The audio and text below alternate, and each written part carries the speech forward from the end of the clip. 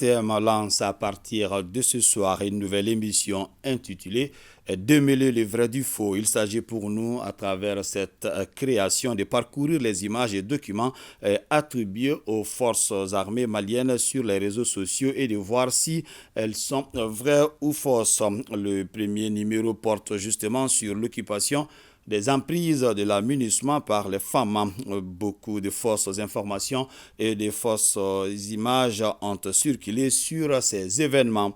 Abdoulaye Keïta et son expert vont nous donner la vraie information sur ces faits. Je vous propose déjà un extrait, un avant-goût de cette émission à retrouver désormais sur nos antennes tous les vendredis après le JT de 20h. Suivons cet extrait.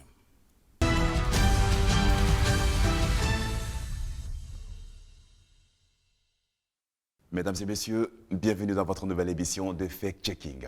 Démêler le vrai du faux.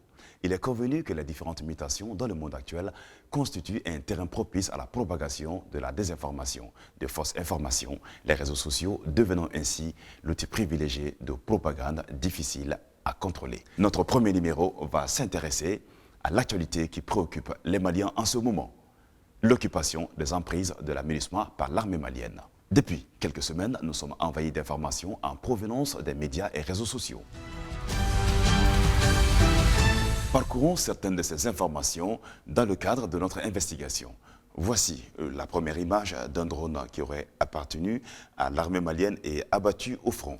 Après nos investigations, on a été donc sur le net regarder un tout petit peu cette même image qu'on a retrouvée quelque part sur le net. Et cette image fut diffusée depuis l'année 2020. À ce moment, l'armée malienne n'avait pas donc de drone. Nous pouvons alors dire que cette image de drone de l'armée malienne est du fake. Est-ce la loi malienne traite la désinformation, l'intox? Oui, effectivement, la loi malienne traite la désinformation et l'infox. Et il y a le code pénal qui, dans plusieurs dispositions, effectivement, réprime ces actes-là. Mais au-delà du code pénal, effectivement, il y a d'autres textes spécifiques, effectivement, qui répriment ces agissements.